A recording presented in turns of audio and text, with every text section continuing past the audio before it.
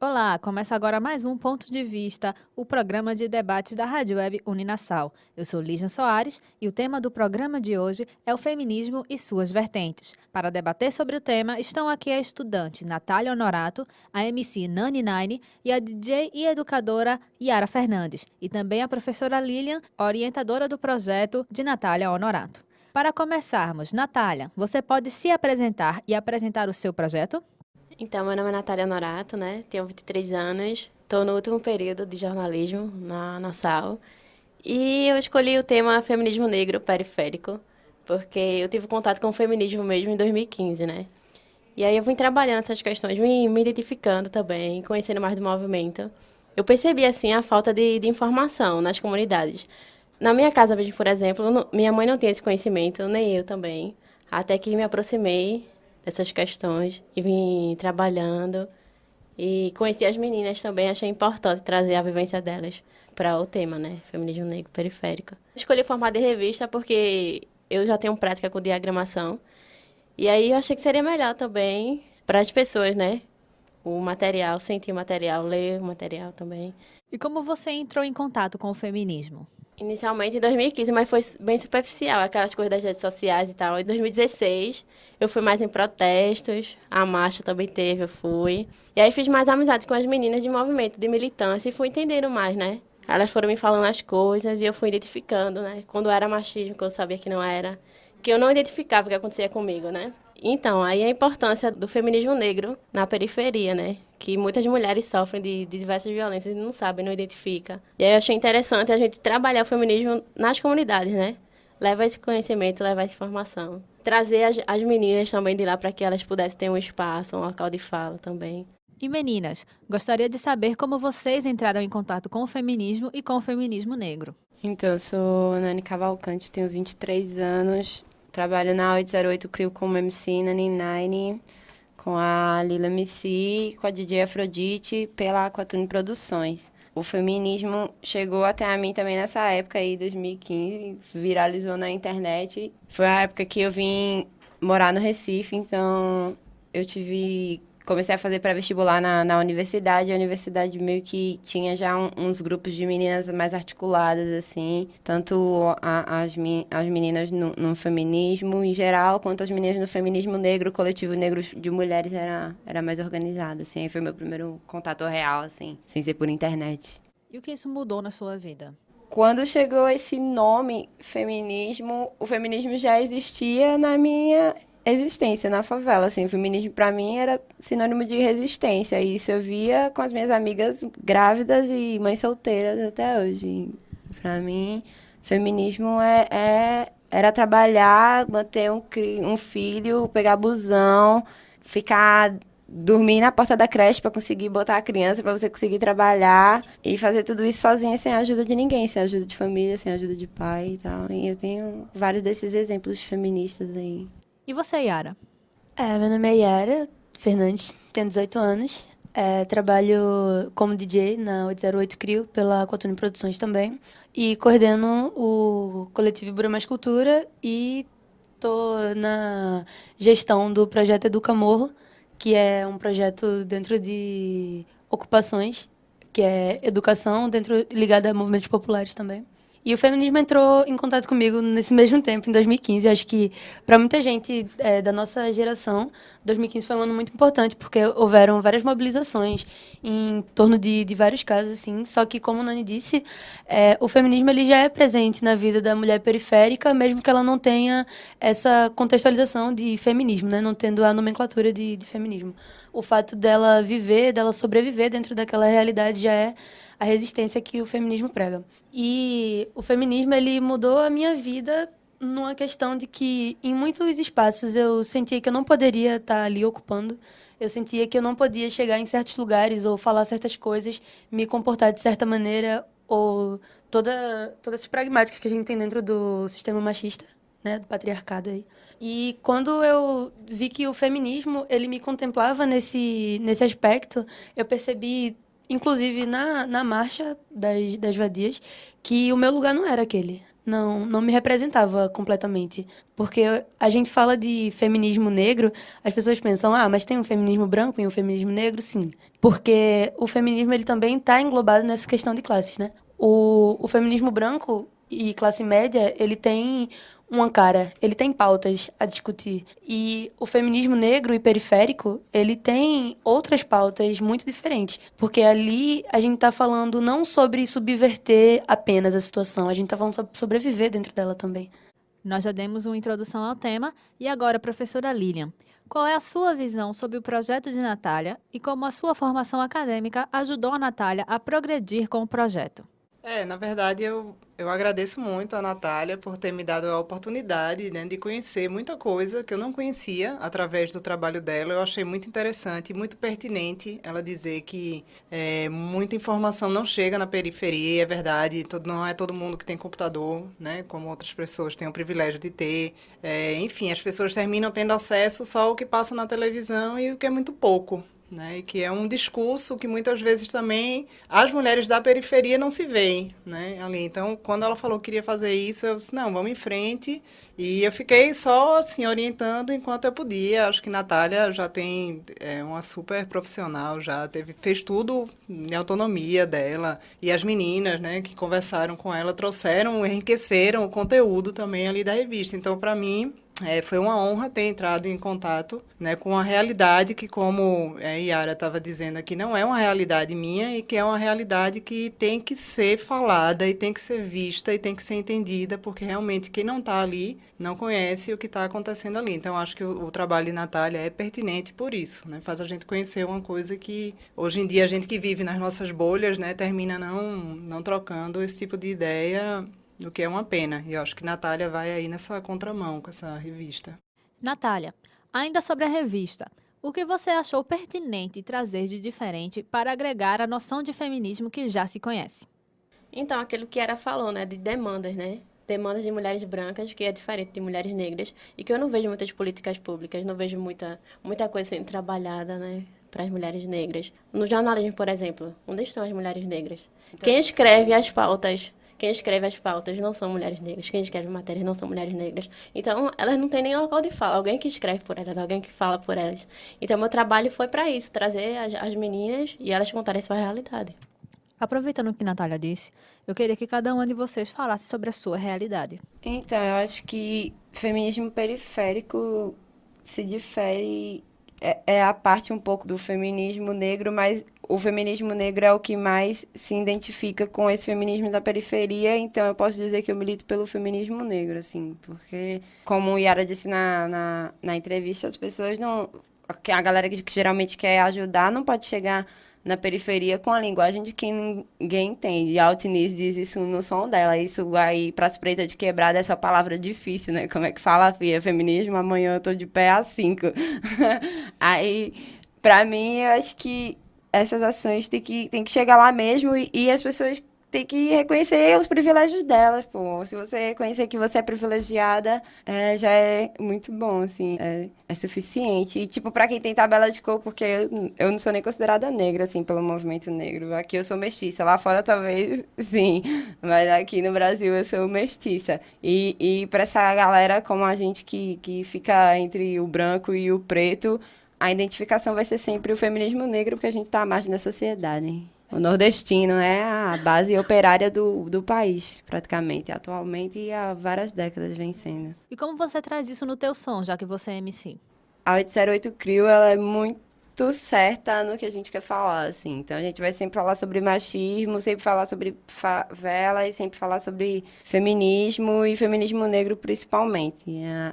As músicas falam de forma agressiva, mas é bem claro para que você entenda e de uma forma que eu consiga falar com as pessoas que estão na mesma classe social que eu e que fazem parte desse mesmo corre e vão entender dessa forma, da forma que eu disser, da forma mais clara possível. Então, a gente não gosta de ficar inventando muita palavrinha, então não sei o quê, que é uma coisa que rola muito no rap nacional agora, principalmente depois que ele foi tomado por essa era de ano lírico e ano branco. Para mim, teve bastante também, assim. Tem muito branco no hip hop agora e aí eles tem um monte de coisas que eles falam, tipo, isso não é o que eu quero fazer, eu não quero só usar a poesia para brincar com palavras, eu uso a poesia para passar mensagens, então elas vão ser claras ou escuras o suficiente para você entender. Já pegando gancho na fala de Nani, porque a educação, ela tá ligada também. Quando a gente tava conversando mais cedo sobre educação popular, informal, a música, ela também é uma forma de educar. E aí, quando a gente vai falar com esse nosso público, a gente não pode ter uma linguagem muito dificultada, porque a gente tem que ser didático, querendo ou não, porque essas pessoas estão à margem da sociedade, não tiveram uma educação de base, não tem uma cultura de base, assim, e o que é cultura, né? Mas a gente fala na questão da vastidão da cultura e não tem esse acesso. Sobre isso também, o Nordeste, ele ter várias esferas menores dentro de uma esfera maior. Tipo, tem o proletariado, a mulher é o proletariado do proletariado, a mulher preta é o proletariado do proletariado do proletariado. E aí, né, a gente tem toda essa pirâmide aí, a gente acaba ficando bem abaixo, mesmo reconhecendo, porque reconheço o meu privilégio de ter a pele mais clara, porque em várias situações acaba me diferenciando. Um tom ou 2 tons mais claros já te favorece. Exatamente, porque a polícia, ela já enxerga você de uma forma diferente. Se você tem um cabelo que não é 4C, 4B, aí você também já é tratado diferenciado, porque eles têm realmente um padrão de pessoas a quem perseguir, e o feminismo negro, ele também fala sobre isso, sobre as mulheres que sofrem essas violências, mas eu acho que a gente também não pode esquecer que dentro da periferia, as mulheres, elas não só não têm acesso à informação, como as que têm acesso à informação têm um estilo de vida que não foi decidido por elas, que não permite que elas usufruam dessa informação para fazer uma transformação da sua situação, sabe? Dessa forma, eu vejo muita preta, assim, que não se considera negra, assim, que se considera mestiça. Então, tipo, o negro no Brasil, você fala a palavra, a menina é negra, ele é preta, parece uma ofensa, assim, porque isso foi passado por gerações e gerações. Então, a informação de uma mina de favela vai ser a informação que vai ser passada ali no Facebook, ali na televisão, ali nas redes sociais. Ela vai estar copiando outras mulheres que ela vê. Ela não vai estar olhando a raiz dela e vendo que ela é diferente dessa pessoa e que o lugar dela na sociedade está sendo excluído. Assim, tipo, de um exemplo básico, as grandes empresas contratam mulheres, e eu sei que se tiver uma mina mais preta do que eu e uma mina mais branca do que eu na sala, eu vou ter mais chance que a mina preta, mas a mina loura vai ter mais chance do que eu, saca? Então, é um problema que tem que ser desmontada, é uma estrutura que vai ter que ser desmontada, assim. Porque a estrutura brasileira, ela é completamente racista e classista, porque a gente não tem nem espaço de fala em lugares que tomam nossas decisões. Ontem eu estava no INCITE, eu fui dar um depoimento lá sobre a questão da privatização dos recursos naturais de lugares e tal. E aí o secretário da prefeitura chegou a dizer que o problema de falta de saneamento básico não está envolvido com a questão de classe. Só que várias coisas que a gente sofre tá envolvido sim numa questão de classe, porque lá no Ibura, inclusive o nome Ibura é do... E lembrando que o Ibura é um dos maiores complexos de favela da América Latina, e tá aqui no Recife. É do Tupi-Guarani, águas que afloram Ibura, porque a gente tem uma grande quantidade de fontes de água lá no bairro. E aí, vários lugares do bairro, inclusive lugares do bairro onde tem fontes, acontece falta d'água. Porque há uma privatização dessas fontes que fornecem água, a exemplo, para bairros como a Torre. A Torre tem um índice de 90% de saneamento básico e, com certeza, os 10% que falta é a parte que é periférica da Torre, porque tem favela dentro do bairro da Torre. Mas aí, na área de condomínios, não acontece isso. E aí, o feminismo, ele também entra nessa questão de classe porque está ligado diretamente. A mulher pobre, ela sofre mais. A mulher pobre e preta sofre ainda mais. E aí há toda essa questão de, como eu disse, esferas pequenas dentro de uma esfera maior. Eu não queria nem citar Marx, que eu acho que se um favelado ouvir não vai nem saber o que eu tô falando. Mas tem a frase dele que é muito boa, que diz que a base do capitalismo é o racismo. Não existe capitalismo sem racismo. Então a gente vive num Brasil, sim, capitalista e racista. e sem querer entrar nessa ideia de comunismo. Não tem construção, não tem nada nesse país que não fosse mão de obra negra ou mão de obra de gente pobre, assim. Eu queria saber da professora Lilian um pouco da visão antropológica dessa luta de classes e de como ela muda com o tempo, porque sabe-se que pessoas negras não eram consideradas cidadãos há 2 séculos atrás. E hoje em dia temos uma maior representação. Agora, como podemos analisar essa maior representação e a mudança ao longo do tempo? Veja, a gente tem que partir do princípio que o Brasil, não é que o Brasil foi descoberto, né? O Brasil foi invadido em 1500 e da forma, né, como foi construída a nossa história, foi construída de uma maneira extremamente violenta, né, tanto para as pessoas negras como, né, para os indígenas que aqui já viviam, sendo explorados por brancos. Se a gente pensar em termos históricos, isso é um período muito curto, foi recente, né? Sei lá, 2 ou 3 gerações ainda se tinham escravos em casa. Enfim, uma geração atrás, quando não se tinha PEC das empregadas domésticas, né? Essas pessoas eram praticamente escravizadas há alguns anos atrás, há poucos anos atrás.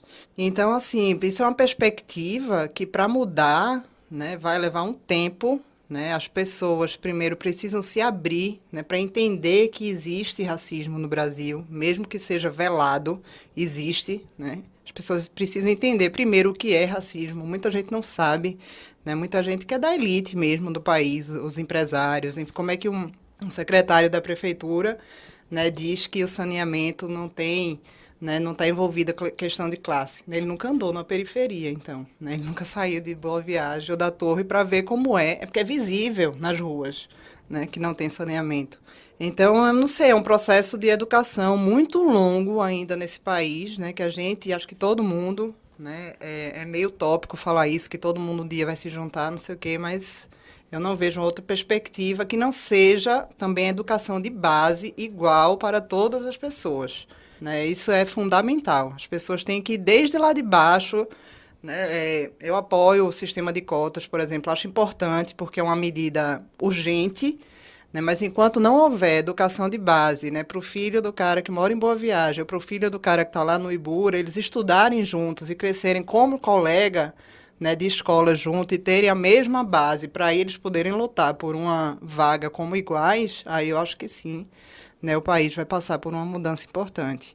Mas, por enquanto, o que a gente pode fazer é resistir, né, é lutar com hip hop, é abrir espaços, é abrir lugar de fala para todas as pessoas e fazer com, mesmo que aqueles não queiram escutar, que escutem à força. Yara, tem alguma colocação sobre isso? Sobre isso da educação. A gente tem aí essa questão de cotas. Eu escutei de muitas pessoas, eu fiz ensino médio em escola particular, mas de bairro também, que não é uma educação tão diferenciada assim, mas que de alguma forma também é um privilégio, mas não há equidade, porque ainda que houvesse que eles estudassem juntos, assim, tem a diferença de tempo também, porque o filho do cara que mora em Boa Viagem vai à escola, vai fazer alguma natação à tarde, vai fazer um curso de idioma, vai fazer um esporte, porque ele tem que ser o atleta ou eu ia outra pra coisa de escola para sucesso. comer, na verdade. Enquanto que o aluno que mora no Ibura, ele tem que carregar frete no mercadinho. Se ele não chegar ao mercadinho de 1 hora da tarde, ele não pega frete.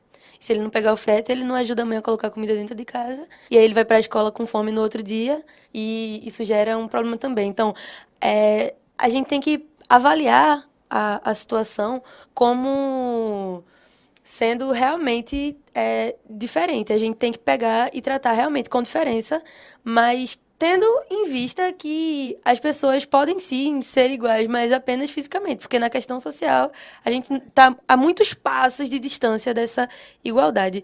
Inclusive porque até pessoas que pregam igualdade em certos espaços estão cometendo desigualdade em outros espaços. E aí a gente pode ter uma pessoa, eu vejo vários militantes de esquerda que são machistas, eu vejo várias mulheres que são feministas, mas que são racistas, e aí, estando nesse globo, não dá para colocar que porque você está num movimento social a favor de certas certos ideais, você está realmente em busca de uma igualdade social, porque nem sempre.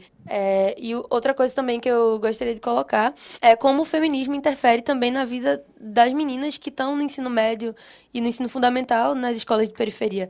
Porque hoje em dia eu posso chegar na escola e ver várias meninas de cabelo crespo assumindo seus cabelos crespos. Eu vejo várias meninas que falam que são negras, sim. Tem uma menina maravilhosa que o nome dela é Bione. Ela é poetisa, né? Tem 14 anos. Tem 14 anos ela, e ela recita de uma forma É que... do Islã das Minas e do Recital Boca do Trombone. Não tem como você não sentir o impacto dessa realidade.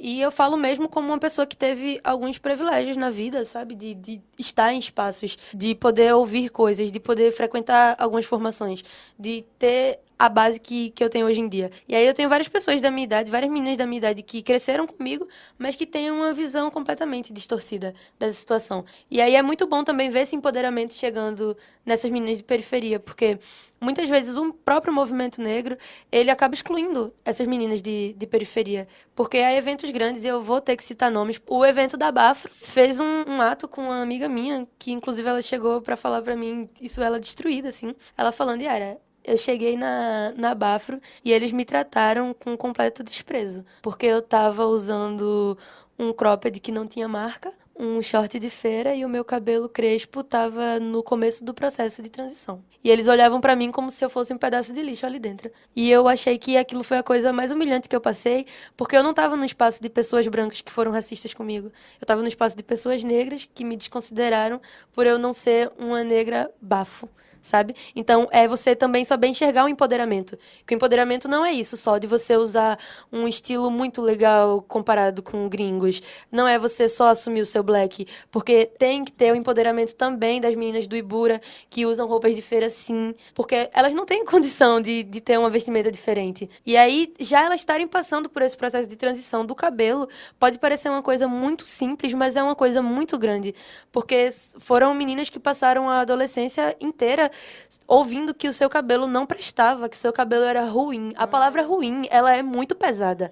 A palavra ruim é muito pesada. Você chegar para uma adolescente de 13 anos e dizer que o cabelo dela é ruim, isso pode ocasionar uma coisa muito pior, pode desencadear, pode ser um gatilho para algum problema já que essa menina já tenha. Então, deixa eu pegar esse raciocínio aí também. Tu falou aí, parada que rolou na Bafro e tal.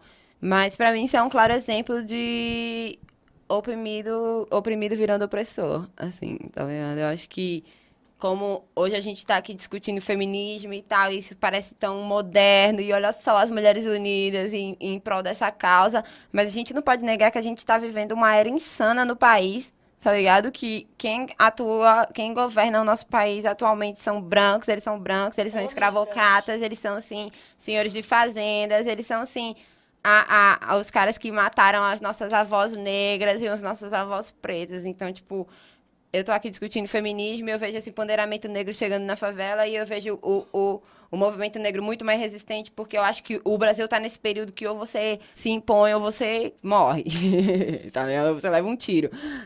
E não sabe nem de onde veio. Mas é muito claro que perdeu um pouco a linha das coisas, assim. Enquanto a gente tá aqui, tá falando sobre feminismo, achando isso massa, eu abro meu celular de manhã e eu vejo uma notícia falando sobre leis de trabalho escravo sendo aprovadas. Tipo, sabe, como foi que isso aconteceu em 2017, assim, tá ligado? Às vezes eu fico olhando meu calendário, eu vi uma brincadeira do horário de verão, que era... atrás do seu relógio em um século. E às vezes eu realmente acordo e acho que eu tô em 1917, porque eu leio coisas absurdas na internet, assim, sabe? De, tipo, tribos que nunca foram tocadas e tal. Tipo, falando nisso, a gente falou sobre feminismo branco, falou sobre feminismo negro, falou sobre feminismo periférico. Vamos falar sobre feminismo indígena? Por que ninguém fala sobre feminismo indígena? Deve ser porque quase não tem indígena mais, né? É porque Os que estão matando, eles estão mortos. Eles estão mortos, né? Então, os brancos gritam racismo reverso, os pretos gritam racismo e os índios gritam nada.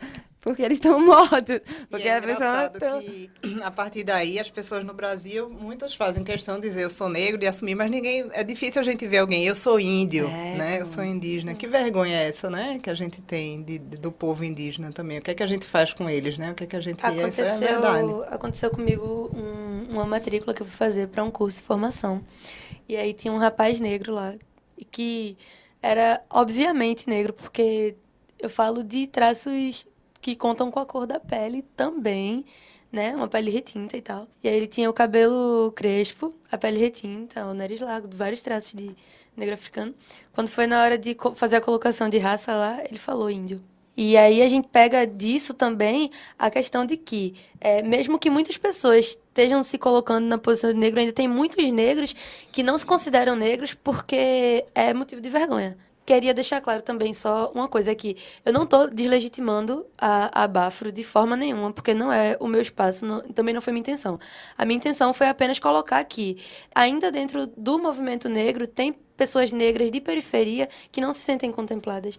Então, não é uma fala de deslegitimação do evento ou da organização do evento, de nada, mas de que queria, assim, expor aqui essa situação para que as pessoas vejam que tem que ter cuidado com a palavra empoderamento, porque se você levar ela apenas como um termo, pode ser muito prejudicial na vida de outras pessoas que não conhecem o termo, mas que estão se empoderando, e você interferir nisso, colocando essa palavra com outro sentido, pode ocasionar uma coisa muito grave. Que se já tô todo mundo nessa luta aí, vamos tomar cuidado para sua liberdade de expressão não virar um discurso de ódio. Sim, e parabéns ódio também não à pode. iniciativa dos organizadores da Bafro, porque não havia uma festa assim de, né, de empoderamento Negro. mesmo, assim, de pessoas negras se encontrando para falar sobre suas causas. Eu só acho que deviam haver algumas reformas dentro disso. E Natália, a gente sabe que além do feminismo negro periférico, tem pessoas trans. A transexualidade é algo bem massacrado hoje em dia por vários motivos. Se a pessoa é transexual e negra, ela sofre mais também. Eu sei que você trouxe esse trabalho na sua revista. E você poderia falar de como foi essa entrevista? Eu entrevistei Emily Maynard, né? Que ela é uma trans de 24 anos. E aí ela coordena uma rede aqui em Pernambuco e também faz parte da rede nacional. Eu achei interessante o quê? Trazer a vivência dela para o contexto também do feminismo negro, né? Se ela se sente representada. Mas aí ela disse que não se sente contemplada, como ele falou, 100%, né? Porque tem as rachaduras do próprio movimento. E ela falou que tem muitas mulheres que não reconhecem ela como mulher do próprio movimento feminista. Mas ela falou o quê? Que ela sofre a mesma pressão que mulher branca, né? Que ela, se ela sair na rua, por exemplo, ela vai ser tocada, vai ser violada. Então, são outros tipos de opressão, né? Que ela sofre, mas que também é identificado como machismo, como misoginia. E a história de vida dela é muito pesada, que ela vem de uma família extremamente machista. O pai dela, ela tinha medo de dormir, porque tinha medo de cortarem o cabelo dela. Que quando se é trans, você sabe, né? Que as questões físicas, assim, a aparência, eles tentam tirar pra você não se identificar mesmo como mulher, entendeu? E ela trouxe essas questões. E aí eu coloquei na revista, achei interessante fazer esse recorte também. Já que você falou também sobre o machismo, como vocês que estão nesse contexto veem isso, já que essa é uma vivência de todas? Então, falando ainda do transexualismo e usando o machismo, eu posso dizer que eu vejo esses discursos das manas do Radifem, né, que é o feminismo radical, e falam sobre não ter nascido mulher, não ter útero, não passar por cólica e essas coisas, não sei o quê. Uma coisa que eu acho que as mulheres precisam entender é que seja você mulher trans, seja você mulher, são os mesmos assassinos, sabe? O machismo mata a mim, mata a trans e vai matar todas nós. Então, se a gente não se unir, a gente vai acabar continuando apagada na história, assim, sendo que a gente que cria tudo, a gente dá vida ao mundo, a gente produz um ser humano, a gente é as verdadeiras donas dessa terra. Então, somos deusas, semideusas. Sobre o machismo, assim, dentro da periferia, eu sempre bato muito nessa tecla, vocês devem achar insuportável, mas é a educação também, né? A educação, ela é a base de todas as coisas. Então, pra gente entrar em todas as situações, sempre vai ter uma questão de educação ali no meio. E o machismo, e eu falo do machismo dentro da periferia, é muito uma questão de educação. Porque o homem branco de classe média, ele tem acesso a informações e formações que o homem de periferia não tem. Então, eu não falo sobre, como a gente usa bastante essa gíria aqui, que é botar panos quentes, mas a gente fala de passar pano. Que não é passar pano para o homem de periferia que é machista, mas é entender a causa e a raiz do problema. Porque quando a gente vai falar sobre desigualdade na questão do crime mesmo, a gente fala de desencarceramento E numa questão total, entre feminino e masculino. E a gente fala da raiz do problema. A gente fala que a falta de educação dentro da periferia é um dos principais gatilhos para a formação do crime dentro da periferia. E aí o machismo, ele também tá dentro disso. Porque o machismo, ele é um crime também. E a porta dele é aberta pela porta fechada da educação. Então, quando o homem de periferia ele não tem acesso a certos tipos de informações, ele não vai praticar isso. A noção de respeito que ele tem pela mulher é ainda a noção escravocrata de respeito à mulher escrava também. Então, o homem periférico, ele é escravo do sistema. E a mulher periférica é escrava do sistema e do homem que é escravo também. Então, a gente tem que sempre relacionar a falta de informação, a falta de cursos, a falta de palestras dentro da periferia, porque é tudo muito centralizado. É muito fácil a gente se deslocar. A gente não, é muito fácil. As pessoas que têm condição de estar se deslocando de vir para o centro para fazer a Marcha das Vadias. É muito fácil as pessoas virem fazer uma roda de mulheres feministas para discutir problemas no centro da cidade. É muito fácil você pegar seus amigos da universidade e ir para a Mamed para falar sobre como a vida dos pobres é injusta, mas você não está vivendo aquilo. E aí, essa retenção da informação, ela ocasiona o machismo, porque a gente não... As mulheres feministas, que eu conheço, algumas brancas e de classe média alta, afirmam que não são educadoras de macho. Mas aí, quando esse macho é um ser humano que, se tivesse um tipo de formação desde pequeno até agora, ele poderia ter uma atitude diferente em relação à mulher. Só que ele não tem por essa falta de informação. Não tem, esses debates feministas não chegam até a periferia, nem chegam para as mulheres de periferia, quanto mais para os homens, né? E aí, eu vejo muito o machismo dessa forma, como uma coisa que é indiciada pela diferença de classes na educação. Machismo e feminismo negro periférico. Você dessa consideração, eu não lembro. A consideração do feminismo negro periférico? Não, Machismo. Então, é como a Yara falou, né? Porque tem homem preto de periferia que não tem informação. Então, ele reproduz o machismo e não sabe. Agora, o homem branco que tem educação, ele reproduz sabendo que é machismo, mas é porque ele é machista, realmente. Então, é uma questão de educação mesmo, de você chegar e mostrar para ele, ó, isso aqui é machismo e tal. E educar mesmo, né? Mostrar, identificar. E, Natália, você como futura jornalista, qual é o seu ponto de vista sobre o que precisa mudar no jornalismo e nas mídias para haver uma inclusão maior da mulher negra e periférica, seja nas notícias ou no ambiente de trabalho? Uma coisa que faltou na revista, que porque não deu tempo de fazer, foi sobre representação da mulher negra na mídia. Tanto como ela é representada, como onde ela está na mídia, né? E aí eu identifiquei várias coisas, tipo, onde é que está a mulher negra na televisão? Ela é o quê? Na televisão ela é empregada doméstica. Ela é o quê? Ela é amante na televisão, né? A Globo mostra muito isso. Não só a Globo, né? Mas todas as telenovelas, tudo que é colocado lá para a mulher negra. As representantes que a gente tem de mulher negra. Thais Araújo, quem mais? Poucas, né? Que estão chegando agora, né? Com o discurso feminista também, né? E aí eu vejo que falta muito, assim, para o jornalismo mesmo. A inclusão dessas mulheres, né? Não é que não tem mulher negra que não estuda jornalismo. No meu caso mesmo, aqui na Nassau, quantas professoras negras eu tive em 4 anos? Nenhuma. Não é que elas não estudem, é porque não têm acesso. É como ela falou, racismo institucional e estrutural que a gente tem no Brasil, que nega, né? Não adianta você, tipo, chega na faculdade, é o maior sofrimento, que eu vi relatos de várias mulheres que eu entrevistei, de outras meninas, que é o maior sacrifício para estudar, para se formar, mas e depois? E aí? Qual emprego que tu vai conseguir, né? Então, no meu projeto, eu tentei trazer a realidade das mulheres negras, dar o espaço também. E eu, como futura jornalista, né, que eu quero trabalhar nessa área, assim, de questões sociais e tal, eu acho importante a gente discutir isso. Nosso programa está chegando ao fim e agora eu gostaria das considerações finais de vocês. Abaixo o patriarcado, fora Temer, Dilma. Sobre feminismo negro e periférico, eu acho que a galera daqui, da própria Nassau, a galera das rádios, a galera que fala sobre isso aí nas mídias ou que quer conversar sobre isso, deveria colar nas comunidades. Então, sabe, pega essas meninas pretas aí que você já conhece, nós, as meninas periféricas, E, tipo, pergunta aí, o que eu posso fazer na sua comunidade? Vamos trabalhar pra gente falar de uma forma que todo mundo entenda, porque é muito bonito isso tudo aqui na mídia, isso tudo aqui no centro, isso tudo aqui na Marcha das Vadias, ali no Derby, mas, tipo, isso não chega lá na minha comunidade, tá ligado? Eu queria falar também que não é moda, sabe?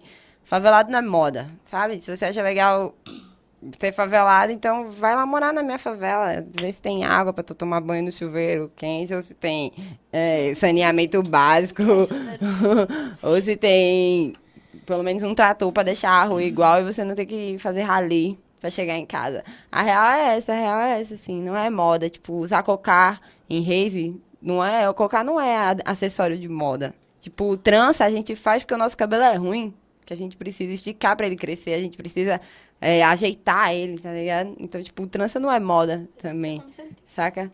Vamos, tipo, não se apropriar da cultura e se você acha a cultura negra tão importante e tão interessante, ajude ela. Ajude ela. Faz o que você pode pra ajudar as mulheres de periferia e o povo de periferia, porque não tem só mulher, né? Tem os filhos dessas mulheres. Acho que Nani me contemplou bastante no Fora Temer. 08 Crio no YouTube. Pra sacar lá nós. Já é. E, assim, fora Temer e fora todo esse ministério dele, né? Porque você vê que são 11 homens e um segredo que não é tão secreto assim. De consideração final sobre o tema, eu gostaria muito de agradecer a Natália pela forma com que ela tocou nesse assunto, porque tem uma coisa que a gente fala muito no rap, uma frase que é muito repetida de última geração até essa agora, que é pede licença para chegar. Não é assim. Não é chegar no morro e dizer que vai fazer não sei o que no morro, que vai falar de uma problemática do morro. Você tem que ouvir as pessoas. Você não pode falar da problemática de alguém que você não vive essa problemática, né?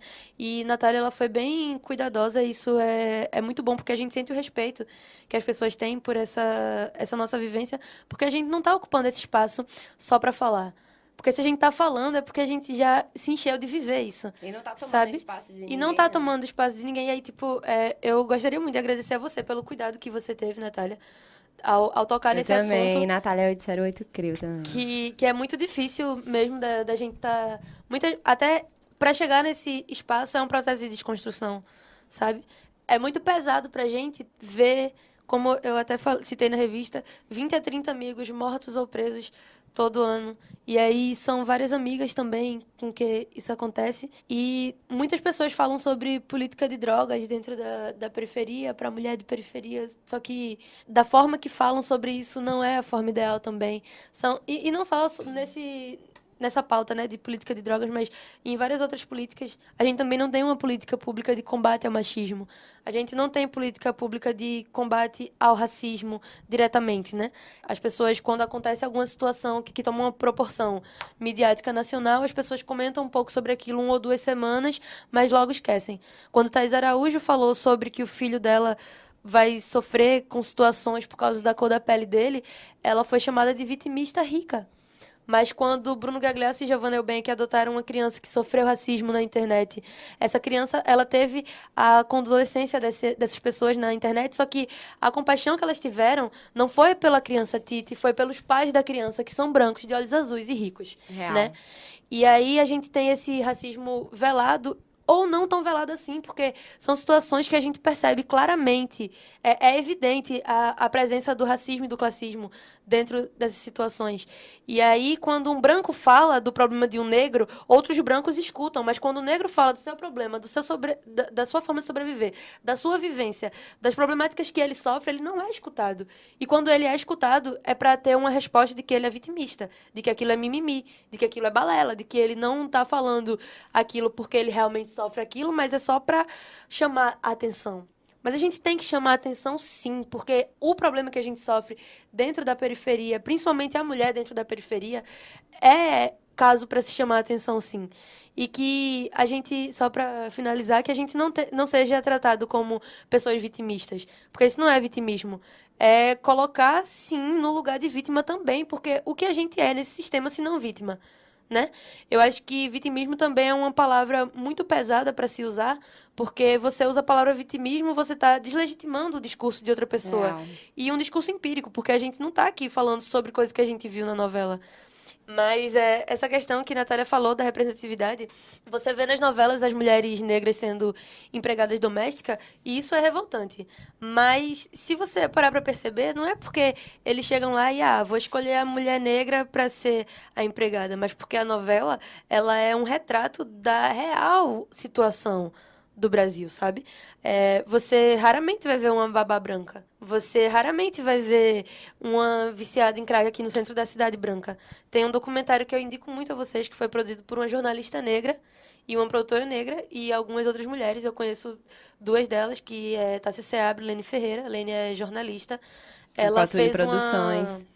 São também as donas da coisa toda na Coatune. Elas são as criadoras, né, fundadoras da Coatune Produções, que é uma produtora de mulheres negras para enaltecer a cultura negra também, não só dentro do hip hop, mas em outras vertentes. Assim, essa questão da representatividade dessas mulheres é muito importante para nós também, sabe? E aí você não vai nunca ver essas mulheres, elas não têm destaque. Elas fazem trabalhos incríveis, mas elas não têm destaque dentro das suas áreas por causa da cor de pele, por causa da origem humilde. Então, enquanto a gente não puder falar sobre isso para discutir uma proposta de mudar essa situação, todo o discurso ainda vai ser tido como vitimismo. Então, a gente tem que pressionar, sim, o poder público para que ele tome medidas que sejam cabíveis a essas situações. Então deixa eu é falar também rápido que a cada 7 minutos uma mulher é agredida no Brasil, enquanto a gente conversou aqui, durante 1 hora e pouca, bastante mulheres foram agredidas, né? Então tá na cara que não vale só conversar, vamos trampar e vamos fazer alguma coisa real. Exatamente. Eu queria só, para finalizar mesmo, deixar um apelo ao poder público que tome medidas, que cheguem nas periferias, que façam essa pesquisa de campo antes de querer fazer alguma coisa. Porque vários projetos eles são negligentes em relação à pessoa de origem periférica. E obrigado também a vocês e a orientadora de Natália, Lilian, muito obrigada. Foi um prazer. E foi um prazer mesmo para 808, para mim como pessoa também, estar falando sobre isso com vocês, e é sempre uma troca incrível. E Natália, suas considerações finais? Fala aí, professora, primeiro, para ter uma ideia. É porque é um assunto tão bom, né? A gente podia ficar aqui conversando horas e horas e, tipo, a gente aprende muito, né? Quando a gente entra em contato com um mundo que não é nosso. Eu não sei realmente dizer o que é que as meninas vivem, o que é o feminismo delas para elas, porque o meu mundo é outro, completamente diferente. Mas, para mim, eu estava aqui escutando e foi uma aula sensacional, né? Eu acho importantíssimo isso realmente sair daqui e ir para a periferia. A gente tem que quebrar esses conflitos, essas tensões sociais, né? Porque será que eu posso, né? Que eu tenho o direito de chegar lá e falar alguma coisa? De que forma eu posso ajudar também a estabelecer um espaço, né? Que não seja só esse da universidade, que não seja só lá no centro para quem tem dinheiro pegar um ônibus e ir lá escutar, né? Eu acho que a gente pode, inclusive, pensar em alguma coisa, né? Para a gente botar isso adiante e não terminar só aqui nessa conversa, porque é uma batalha, assim, que vai ser de formiguinha, né? Tá falando lá de Temer, do ministério dele, são homens, são brancos, e que momento pautas como aborto ou pautas como uma educação, né, sobre machismo para os caras, ou uma delegacia da mulher, enfim, se não tem uma mulher lá dentro, se não tem uma mulher negra que viveu na periferia lá dentro do Congresso para pensar esse tipo de coisa, não vai. Né? Então, acho que está vindo eleições aí, eu acho que é um momento para a gente votar naquelas pessoas em que a gente se identifica. Então, as meninas me agradeceram, né? Mas quem tem que agradecer, na verdade, sou eu, porque eu aprendi bastante. Eu não tinha muito contato com essas coisas assim que eu coloquei na revista, por exemplo. O grupo de Nani eu conhecia mais do YouTube, né? E aí, quando eu conheci ela, eu vi mais como é a realidade dela, a realidade das meninas, como é a produção também para elas, as músicas que elas escrevem, né? Que são vivências delas, que é importante elas produzirem isso da periferia e circular isso na periferia, né? O caso de Yara, de educação na periferia, né? É importante também, né? Ela tocar esse projeto. Tem incentivos também da população. E meu trabalho foi, como eu disse anteriormente, trazer, né, elas, local de fala. Como a Yara falou, não ia poder chegar lá e eu tenho que ouvir, né, as meninas, tenho que dar o espaço para cada uma. E aí foi isso. Então, eu gostaria de agradecer a todas pela participação no programa e o Ponto de Vista vai acabando por aqui. Gostaria de agradecer pela audiência de todos e semana que vem tem mais uma edição do Ponto de Vista. Até lá!